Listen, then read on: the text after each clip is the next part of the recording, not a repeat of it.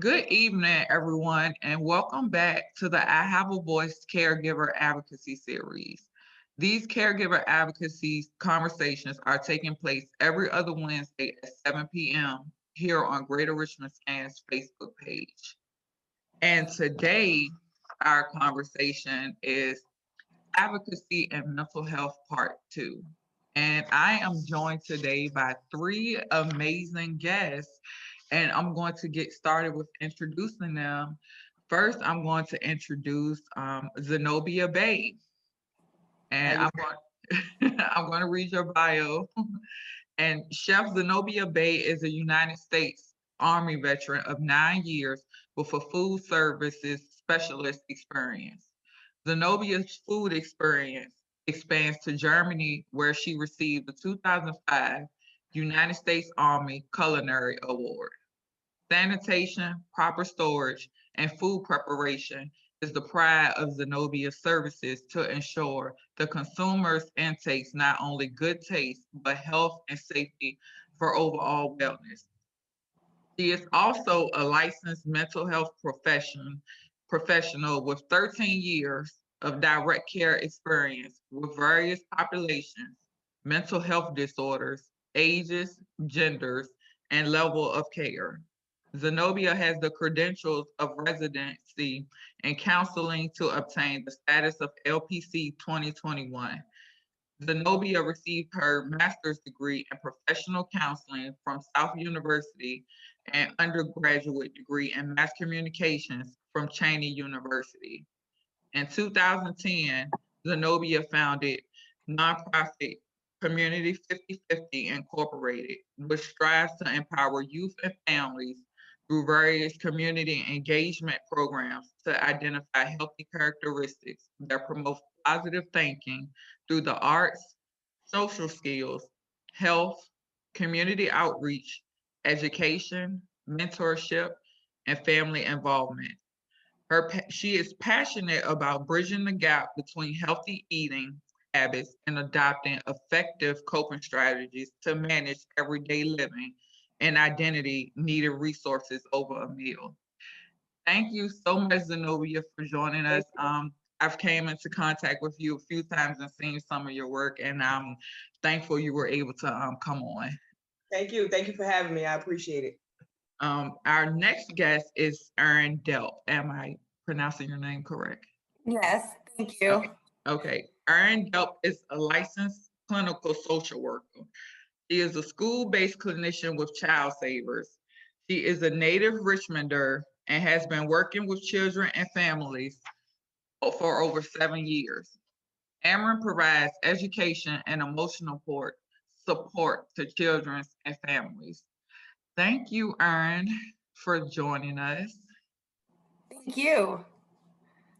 And our last guest is Erin DeLizzio. Erin Delizio is the program manager of CReST, Region 4's crisis response and stabilization team. Her career began in New York City, where she graduated from NYU School of Social Work, specializing in evidence-based practice, and began working in community mental health with adults who suffer from severe mental illness. And over 10 years experience in New York City, she has worked with vulnerable populations that not only suffer from mental health issues, but a plethora of other issues, including criminal justice involvement, homelessness, and substance abuse. One of the pillars of her work has been person-centered treatment and advocacy for the individuals and families she serves who are often overlooked in society. Following her move to Richmond, Virginia, she has been able to return to her initial passion that drove her to the field of social work, which is working with children and families in crisis with children and families in crisis with her current position. She and her team work with vulnerable children and families to intervene in crisis to avoid psychiatric hospitalizations and provide community-based stabilization. Thank you, Erin, for joining us. Thank you so much for having.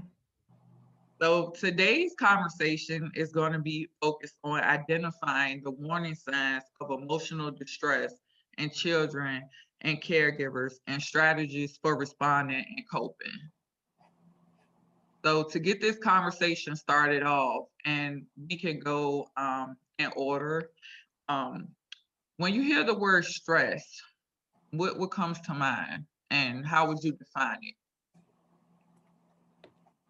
I'll start off. I think stress definitely looks different in various people. You know, when you have a baby, when they're crying, that's stress. When somebody's yelling, arguing, facial expression, voice tone, you can kind of, or they just tell you, I'm stressed. So stress, especially after 2020, is looking various ways. Where we would have seen stress as, like I said, probably arguing, but maybe stress could be just shutting down and not saying anything. And so I just think with a lot of things going on now in our communities, in our world, stress is at an all-time high. And so with the stress management and having various coping skills, I think, and innovative coping skills, I think is a need even before, you know, this pandemic that we're in, but even now. And that's one of the reasons why I sent that bio about nutrition therapy, because, you know, just eating was one of my personal ways of how to manage stress, you know. And so with COVID and everything, restaurants shutting down and our immune system being compromised, you know, I thought one of the things I can do for myself is how can I just change my own eating habits? And I just noticed for myself that has it was a big stress, man. I was sleeping better, I was eating better, I was digesting food better. And a lot of things that I would look at as problems, I was taking on as more clear-headed and setting boundaries. So I think, to answer the question, stress looks, you know, in so many ways to different people, and so many people need different coping skills.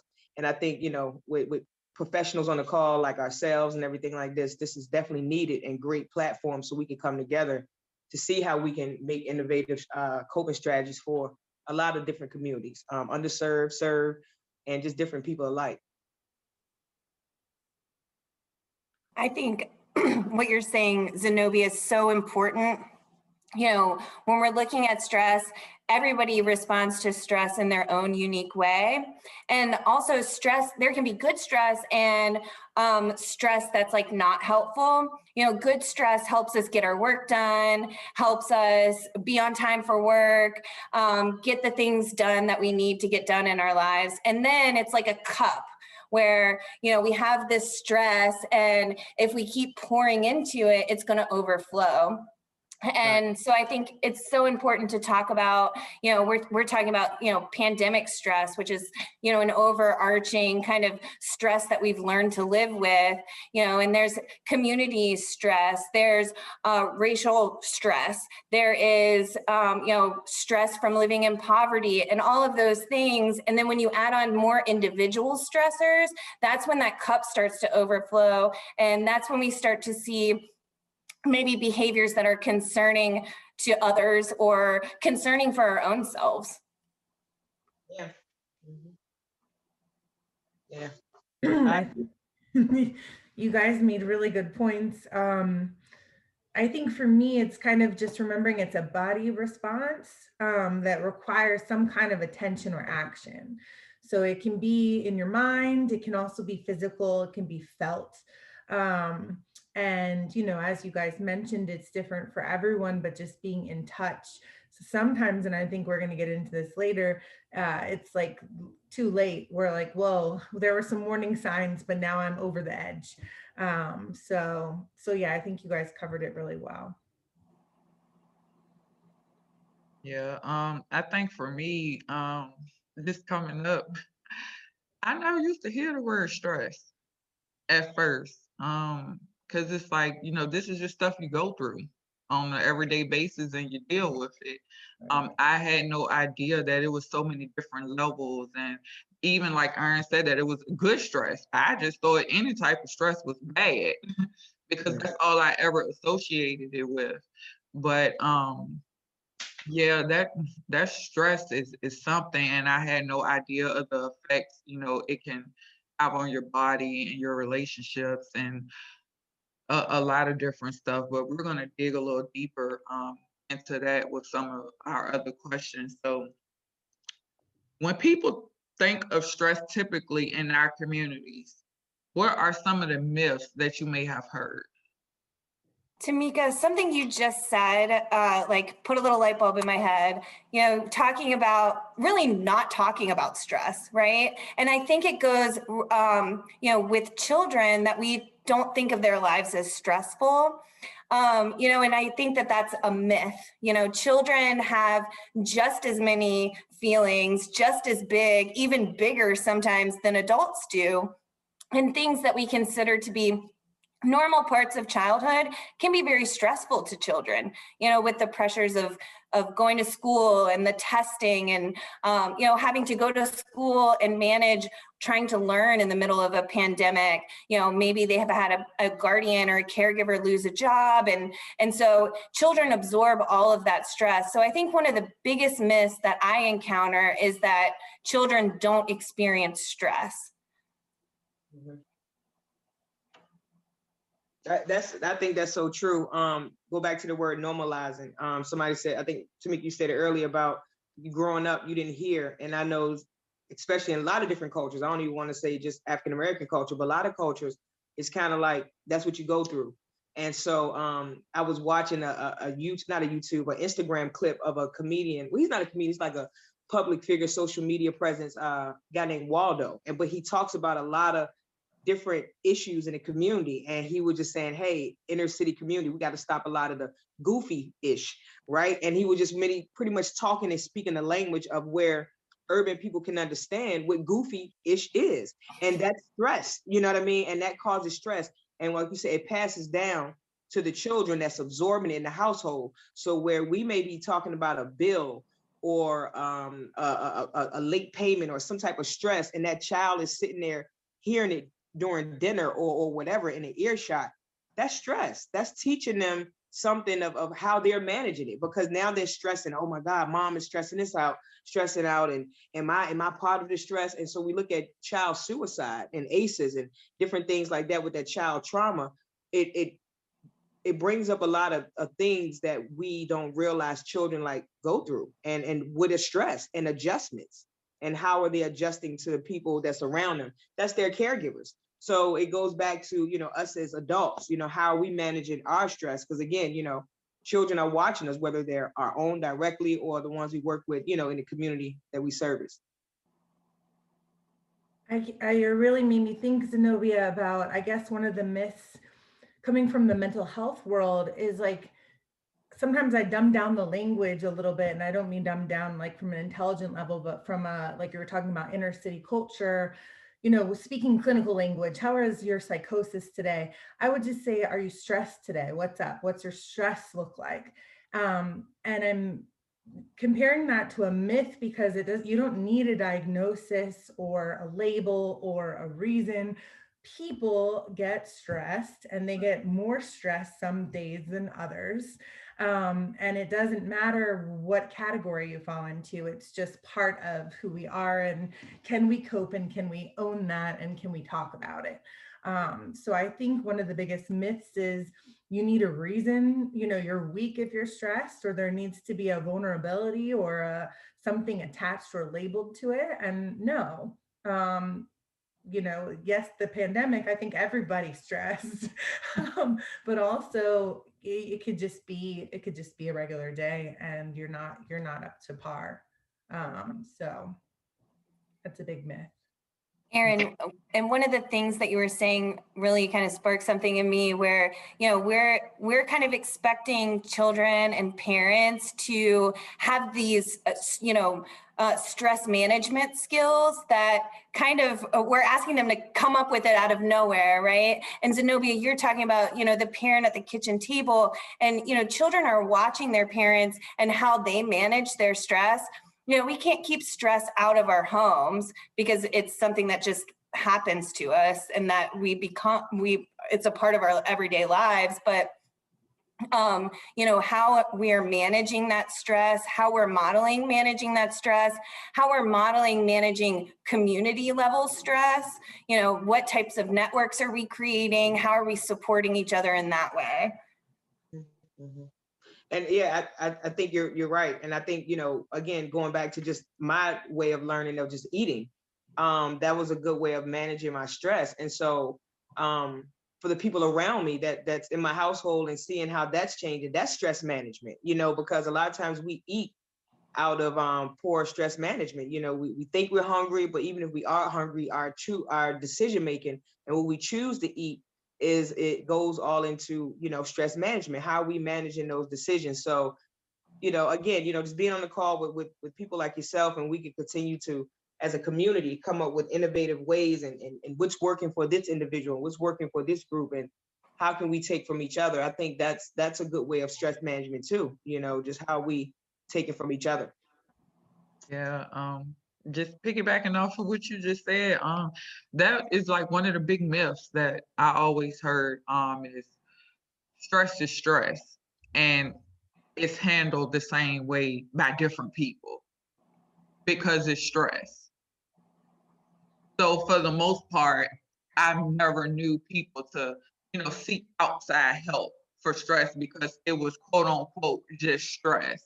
But it's like now, as I've been exposed to so many different things, I'm learning that everybody handles and manages stress in a different way. And that leads into the next question. Why is it important to be aware of stress and how it can manifest?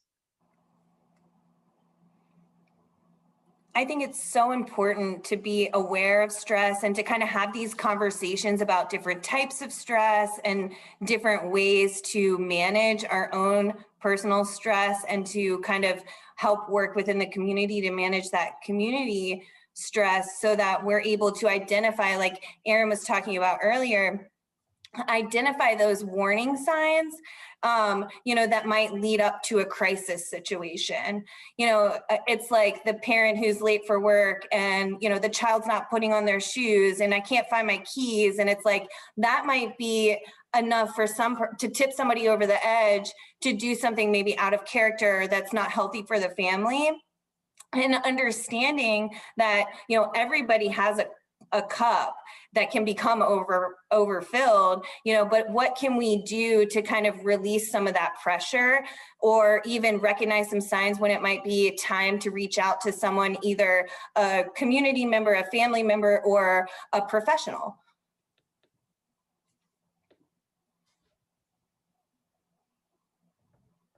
I'm sorry, I was muted. I think that's so true.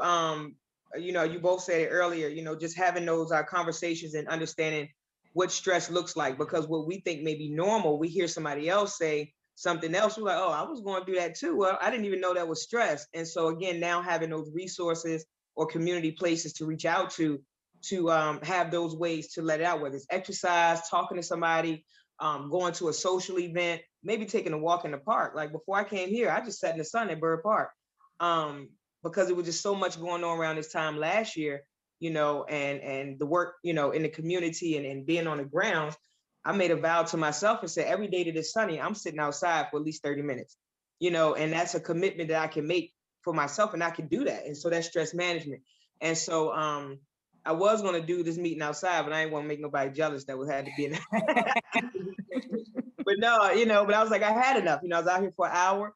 And so let me just manage again, get back on, on task with different things. So stress management, yes, definitely looks different ways. I had to learn stress management was not procrastinating. Because procrastination is a form of stress, putting off in your head, oh, I can do it later, especially simple tasks, because then you look up 48 hours later, you have 10 simple tasks that you could have knocked out in a 48-hour time period, but just that procrastination didn't allow it to do it. So definitely looks in different ways and different forms. Yeah, Zenobia, you talk about like eating healthy and cooking and those sorts of things as ways you manage your stress. That's not me. That seems so stressful to me. Yeah, I mean, I had to find, and again, you look at life and how it journeys you through. I went to the military and I was a cook. Never thought I would, do a whole business, but I looked at mental health and how that skill set, it worked for me at that time period during COVID. I'm not a passionate cook, but I like the art of it. I'm an artist. And so during COVID, again, things were closed, even the things that were open, I wasn't trusting it. So I'm like, oh, this is time to really see what this, oregano and this garlic, tastes like with this onion and potato. And so now I'm looking at resources to our community of cost effective, and then doing away with that myth of eating healthy is expensive. That's stressful. So if somebody is hearing that, they're like, oh my God, I don't want to eat healthy now because, it's cost too much. And so just understanding you could take certain foods, basic foods like an onion, a potato, and, some seasoning and make a meal. But if communities have not been taught that and have not been educated on that, how are we going to know? So, yeah. And I love how you shared, Zenobia, like promising for 30 minutes in the sun. So I feel like I talk to a lot of friends, clients, parents, people, and it's like I just can't. Like my cup is so full, I can't even shower. I don't have time to change my meal structure. How many moms, parents put showering last? Like that's an ADL. Like that's an important thing to do: eat and shower, and take care of yourself. But finding realistic 5 minutes positive affirmations in the shower, not adding time that's going to feel like a burdensome, but just small little nuggets of relief or a break that can totally help you unwind. That's the stuff that's realistic and that you could commit to a couple things and then see how that makes you feel a little better and prevents the overfilling of the cup, as Erin keeps saying. If our cup's full, you can't pour from a full cup. I like that analogy. I always think about that as well. Yeah, you can't give to others if you're not, okay within yourself. And that's why it was important for me to be aware of stress for myself, because it's like when you're not aware of it and you're not paying attention to it, it progresses. And it just went from me having simple stress to now I'm full on depressed. Right. Because I never dealt with the minor things, like you said, procrastinating. I'm not dealing with the little stuff that I can manage on my own. So now I'm just letting everything pile up until it gets to the point where now I'm like, what I'm gonna do now? I want to be by myself. I want to be closed off. I don't want to talk to nobody. So now I'm just depressed now. Yeah, So, and I think, Erin, what you were saying was so important is, sometimes the idea of self-care itself can be stressful, and finding ways to slip it in things that we're already doing so that that's not another stressor. If we're thinking of self-care only as like bubble baths and getting your nails done, well, that's a lot of time and resources, but we can do it in those ways like Erin was talking about, where we're incorporating it into our daily structure. yeah. That's so true. Like, I mean, even just for example, like right now, I'm conscious because we're talking about it. Like, I'm conscious of making sure my back is straight. That's not an everyday thing because I'm normally sitting like this, but I know that's not how. So even in everyday life, sometimes when I'm driving, I'm like, oh, let me pull the seat up and just, so those little nuggets you all were talking about earlier are so key. And I think just sharing them in groups like this and then getting them out to other people, it makes it monumental, because some people are like, I never thought about it like that, so yeah. And I want to share too, I have it in front of me, a calendar, like, and then also a calendar of what works for you, right? This works for me. I'm not a phone person. I would be stressed out knowing I had everything in this phone because I lose phones. So, so, And I'm the opposite.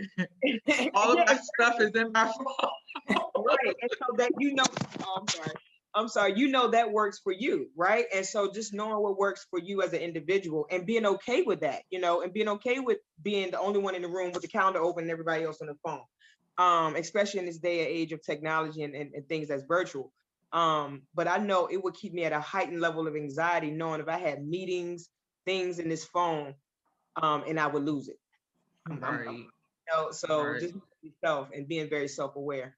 Yeah, you have to be, because when you're not, it shows up. And I know for me, that anger when it comes out, the frustration, the agitation, it starts showing up, like my children ask me a simple question and I'm like, leave me alone. And I had to start paying attention to that because I'm stressed out about something that had nothing to do with my children. But because I didn't take those little times out to deep breathe and, to meditate or any of that I could have fit in for like 30 seconds here, 30 seconds there, my children asking me a question and I'm taking it out, my frustrations out on them.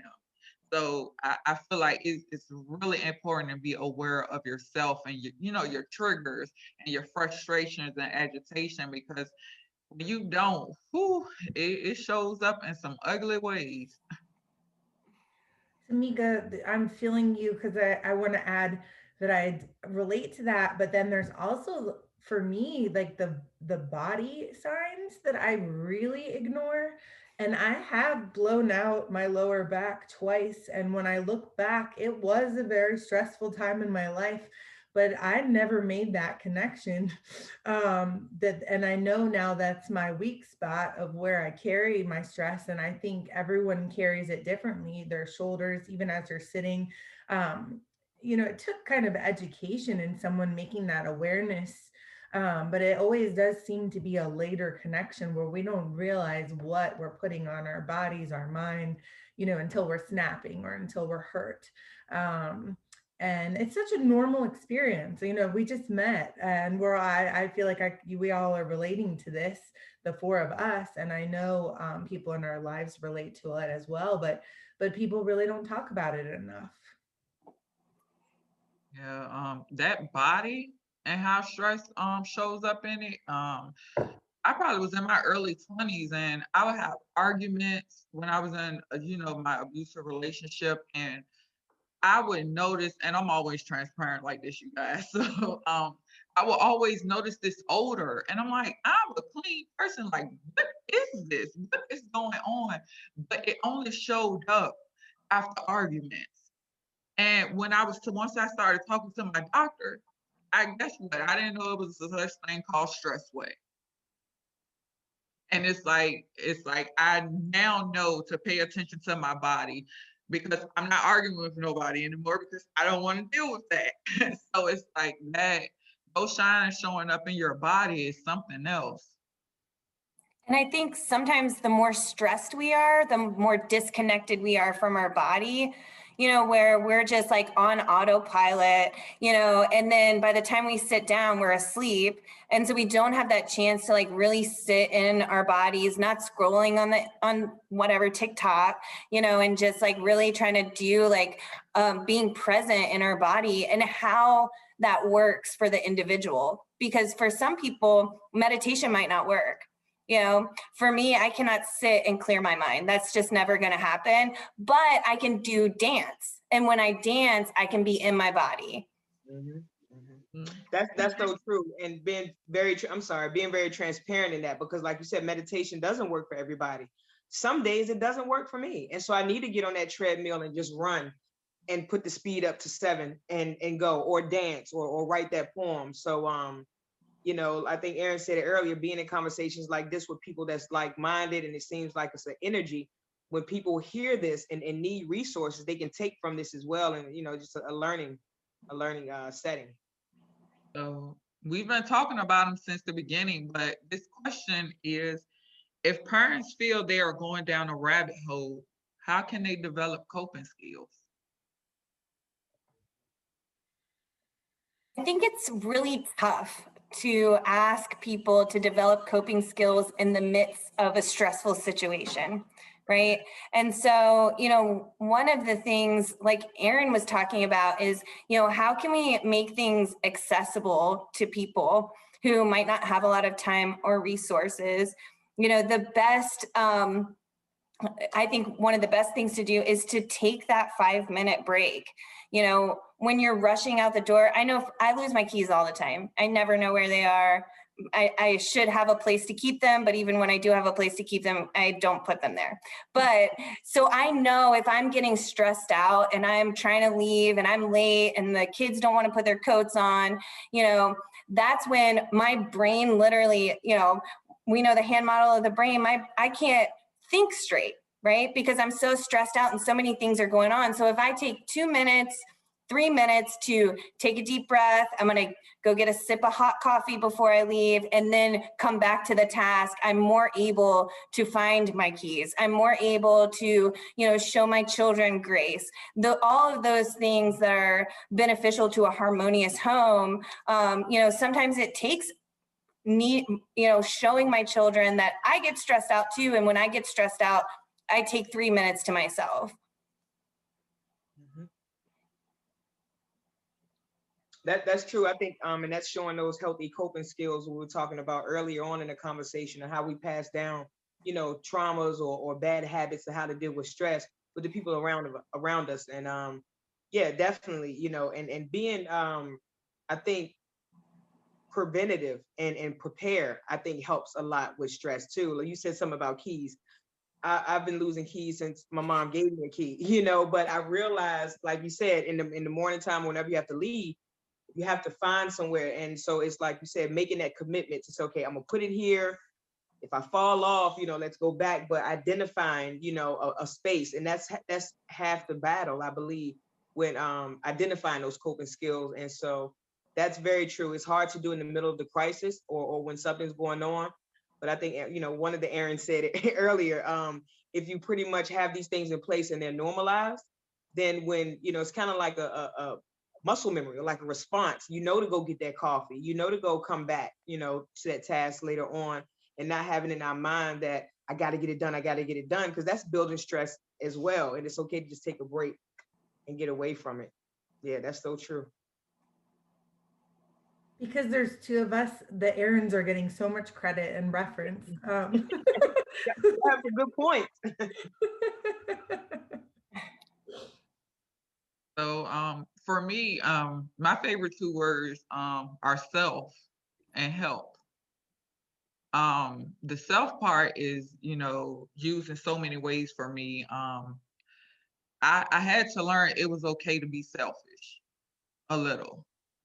I was a person that was always worried about everybody else. I gotta make sure my kids is good. Oh, I gotta do this for somebody else. Or I gotta do this for somebody else. And then it was like, I am burning myself out. And it wasn't until I passed out and broke my face up a little bit that I had to realize, if something happened to you, where your children are gonna be that you always talking about, you gotta look out for. So it's like self. You gotta make sure self is okay. And as you guys were stating earlier, everything doesn't work for everybody. So you gotta pay attention. What do you like to do? Like you said, your calendar works for you. My phone works for me. Somebody else may need a big calendar sitting on top of their dresser. So it's like paying attention to what you need for yourself. What's gonna work for you? Do you like to dance? Do you like to play basketball? Do you like to run? Do you like to do yoga? And help.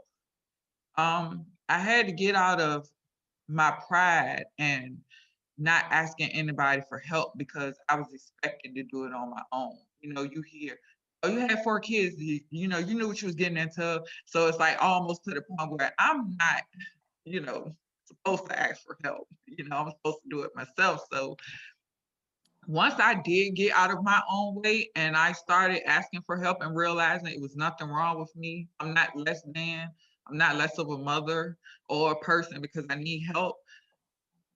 Things just it got better for me. I am a single mother, but I don't feel like one. I just opened up. I became open-minded, and I started realizing people weren't out there to, get me, or to use me. So, it's good organizations and it's good people out there. So I will say, take advantage of those places and those people that are there and want to help because that takes a load off. It takes a load off of me. I got 4 kids. One got autism, one got ADHD. So just imagine you being one person and, even with being by yourself, you have so many things to navigate. So just imagine adding on for 1, 2, 3, 4, 5, 6, and more children. And you got to navigate appointments and all of this and meetings and, accept the help. That's what I would say. Tamika, I think that's a great point of like, you know, how is our community responding to those who are asking for help?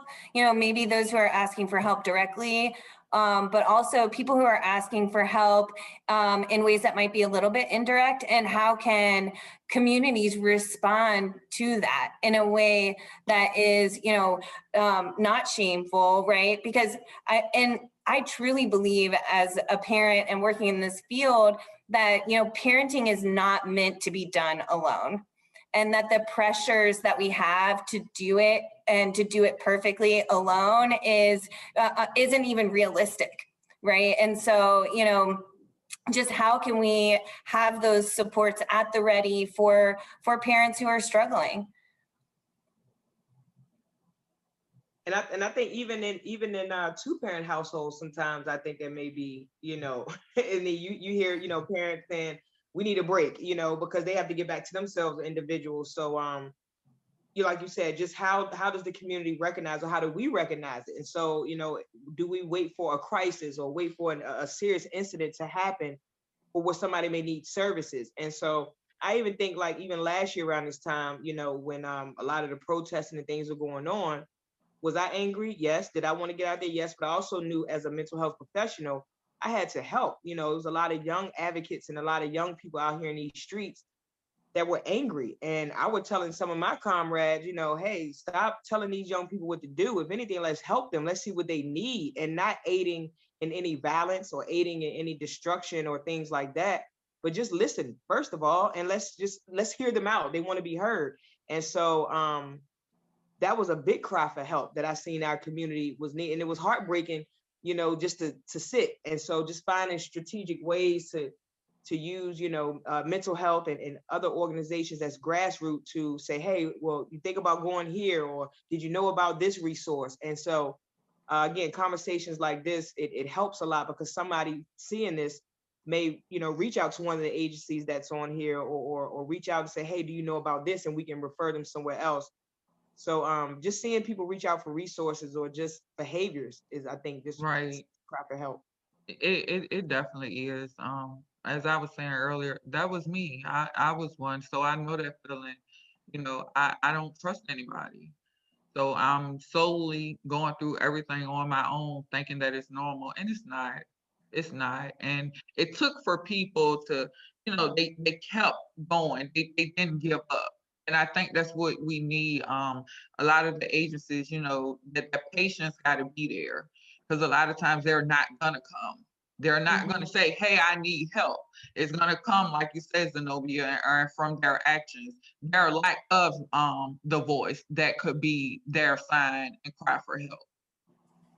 Right. And even understanding what are some of the barriers to getting help. You know, I think, Tamika, you talked a little bit about like navigating appointments, you know, and, you know, how much, you know, 1 or 2 appointments a week can really, you know, set you back financially if it's interfering with your job, or, you know, if you don't have transportation, you're relying on others for means to get somewhere. And how can we make it easy and kind of natural for people to reach out to the resources in their community? Yeah. So next question. We kind of touched on it a little bit, but is it possible that the stress that caregivers deal with, if left unaddressed, can trickle down to the children and their care? And what are some ways to try to prevent that from happening? Yeah, I I think we. think, I'm sorry. Go ahead. go No, ahead. No, go ahead. You go ahead. Well, to use my cup metaphor again, you know, I think, you know, everyone when they're born, right? If they're in a marginalized community, if they're born to a marginalized community, you know, their cup is already filled, right? So as a parent, you know, there are certain things that we can't take off even in our parenting. So we've got this base level stress, right? And then we've got all these childhood experiences that's filling up the cup, right? And then add on the stresses of everyday life, and then the stresses of raising children. You know, we are going to see things in which that parent, because parents are human, that parent is being reactive in a situation. And so, you know, I think it's important for communities to decrease some of that community stress, but also to provide resources and kind of normalize or destigmatize parents reaching out for help.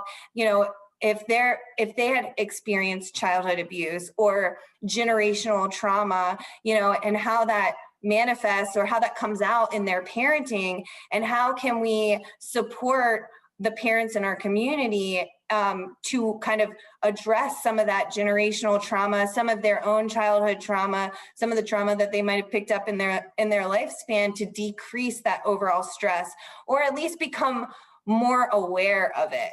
Because I know for myself, the more things are brought into my awareness, the better I am to manage them.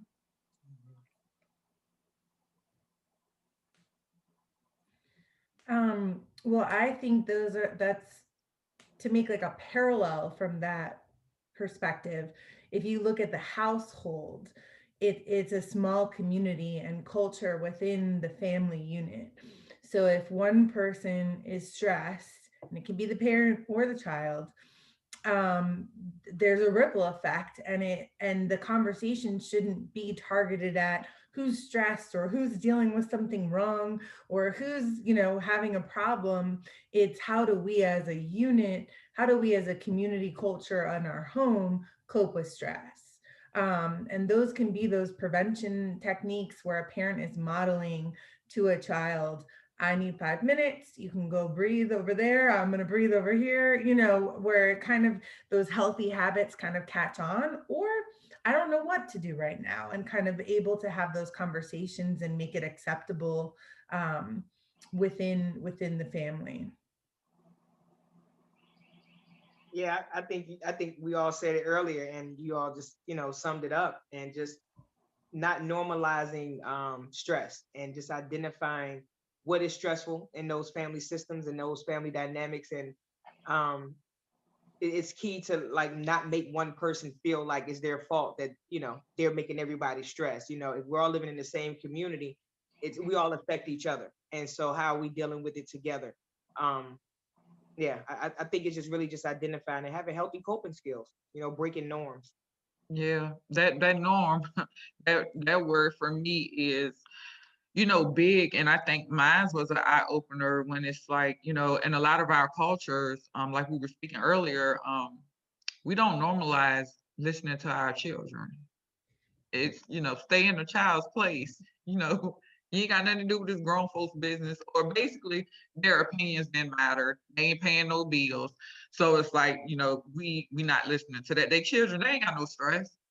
So it's like, for me, it became the point of normalizing talking to my children and asking them questions. I probably say it on each one of my videos, and it's, you know, eye opener when your son tells one of your closest friends, my mom don't listen to me, I can't talk to my mom.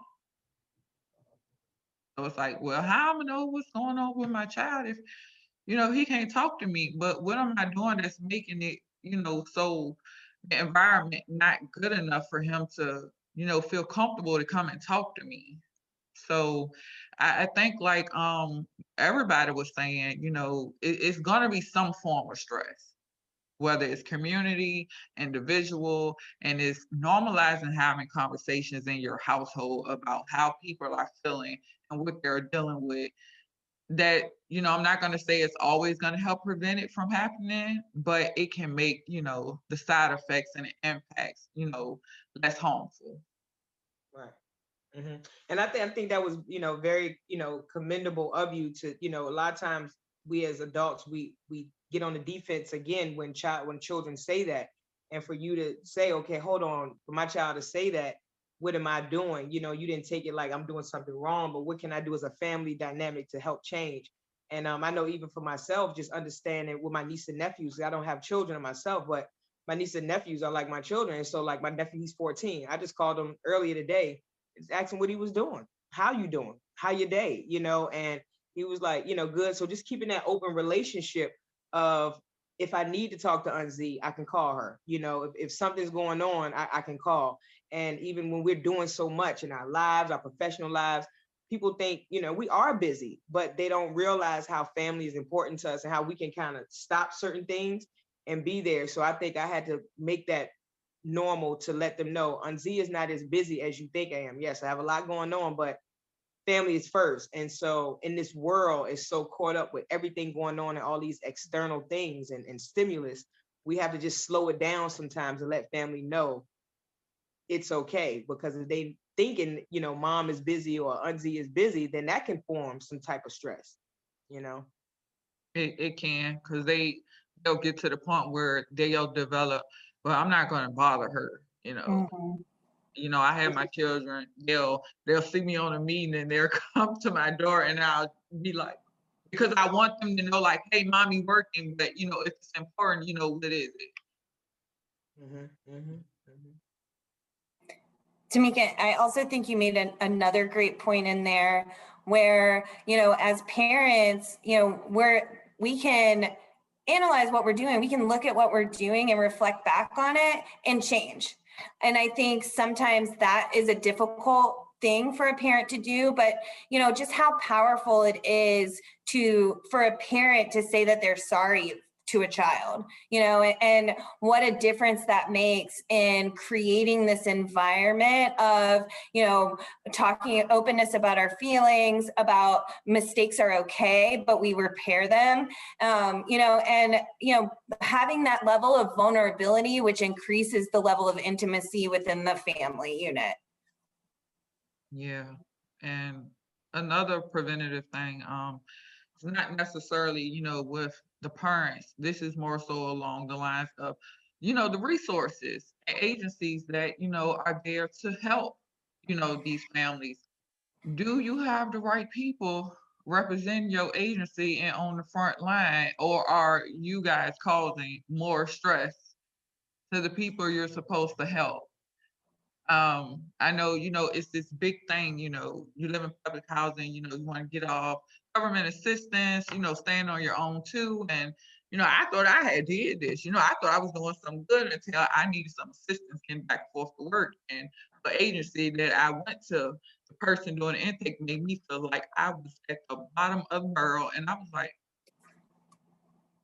wow. So I thought I was doing something by, helping myself, and then to come and ask for help and you make me feel like I'm nothing. It's like, I don't even want to deal with you no more.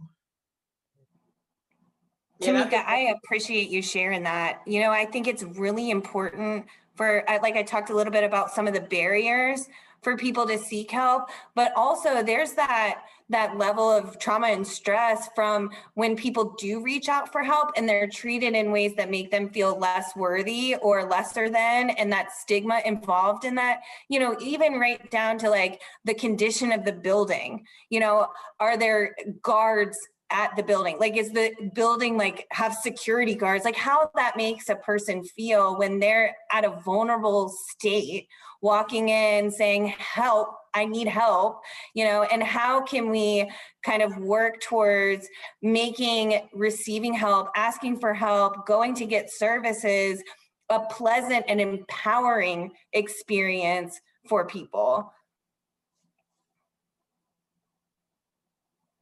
Yeah, that's so true. And I just think it just kind of goes back to just connectivity and always assessing and evaluating how our agencies are connecting, to the various communities that we're connected with, because things are changing. The way we connected with our communities in 2019 is not how we're connected with them in 2021. And so we're trying to continue to go about those same methods and systems.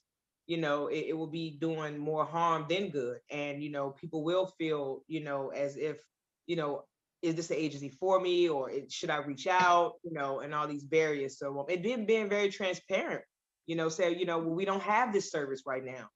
We can, refer out, or, maybe call this agency and see what they give, and just be very transparent and not make, community members feel as if somebody's sending them on like a wild goose chase, to get services.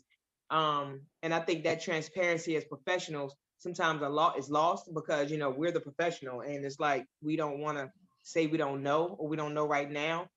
But just keeping that connectivity. Can I get your email? Can I get your phone number? So if I do know, I can call you back. That'll make me feel good. Yeah. In any situation, knowing that person at least cared to say, can I get your Yeah. phone?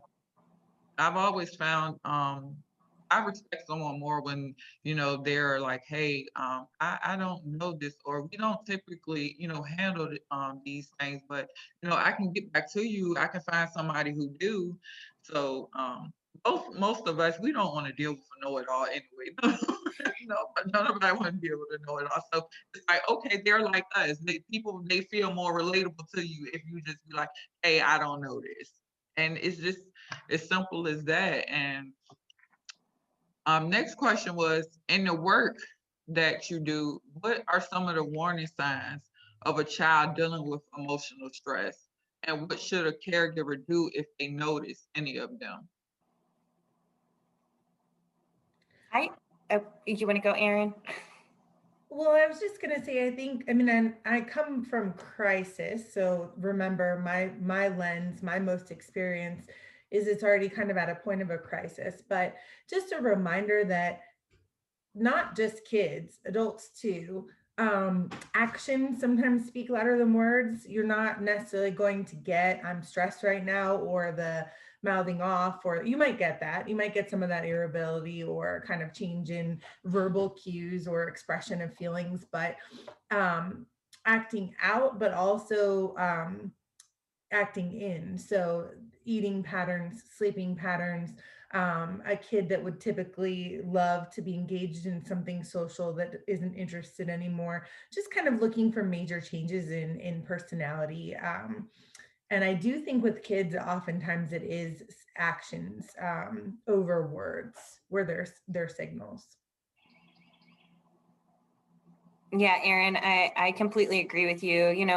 A child's behavior is their language.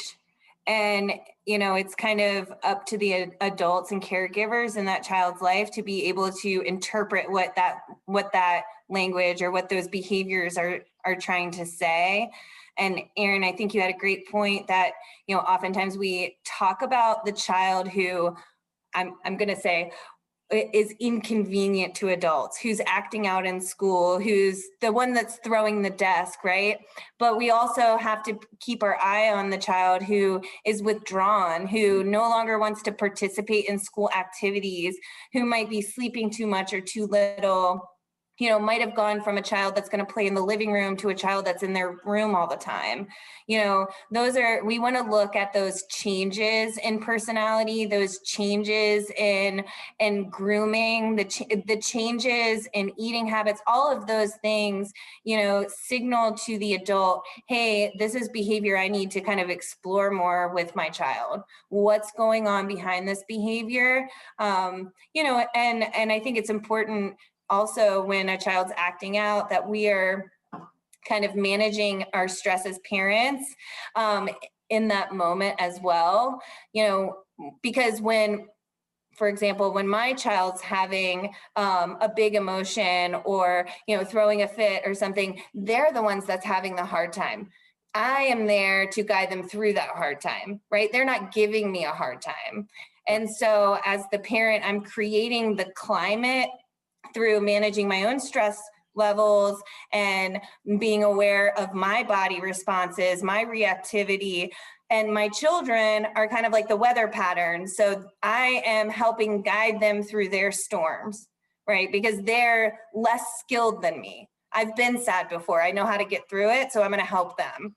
Right. That's so true. I think y'all touch on some major points. I want to touch on the point about I think, Erin, you said grooming. And so the child that is wearing hoodies all the time now, or wearing long sleeve and it's hot outside, just looking at different things like that, because sometimes they could be covering up some type of abuse or a bruise or just self-esteem, where they were the child that was, vibrant and cared about their hair, but now they're coming to school and they just, really don't really care. Something happened, a switch. It may have been economic, it may have been emotional, but something switched in that child. So those silent behaviors of personality as well, and also grooming in their dress can sometimes tell a story or show stress, something's going on. It does. I've witnessed it firsthand and with my own children. But nobody paid attention to me. They talked about it, but they didn't pay attention to it. It was you're not doing this and you're not doing X, Y, and Z. And it was because I'm stressed. I'm depressed. I don't know how I'm gonna come out of it, and it's affecting my children. Mhm. So those are definitely key factors. And the last part of that question leads into the last question. And are there any community resources that you would like to recommend to our parents? Well, I'll definitely start off by saying 6 Points Innovation Center, has a lot of resources. We partner with SCAN, with the parent circle sometimes last year. We'll definitely want to revisit that. But just 6 Points Innovation Center, Community 50/50, and 6 Points, you can find them at www.6pic.rva.org. And I'm sure we'll show it to all the guests. And also Community 50/50, we have a lot of direct resources that we don't have in the hub. We refer out or get online or get on phone calls with other people and identify resources in the community. So I just want to put those two out there right now.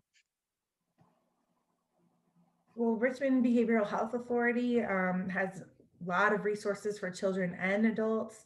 And within that, my program is the CReST program, which is a regional program. And that's a children's mobile crisis hotline. We actually partner with REACH. So it's for children experiencing kind of a mental health crisis or a developmental disability. And we can do in-person immediate response and follow-up stabilization. And the goal is to link and find the correct community resource for that family. So that number is 833-968-1800, and it's 24/7, 365. So just making a plug for, we very much pride ourselves on no wrong door. So if we don't know the answer, saying that on the line, but connecting the family to something. And at ChildSavers, we have our immediate response team, which goes out in the event of a crisis, a traumatic event, or, even, if there's some behaviors that are challenging in the home, a clinician will respond to that family's needs. And that number is 804-305-2420. Okay. Thank you guys so much for this. This was wonderful. We have come to the end of our time, and I want to thank you again, Zenobia, and both of the Erins. Nice seeing you all. I definitely look forward to following up with you all again too. Zenobia, yeah. I'm going to email you. I'm really interested to learn more about what you're doing. So thank you all for this, and thank you all to everyone for tuning in. We hope you found this conversation informative and encouraging. We will be back on April 21st at 7 p.m. on our Facebook page for the topic of advocacy and safety. And thank you again, and take care, and we look forward to staying connected with you. Thank you. Thank you. Thank you.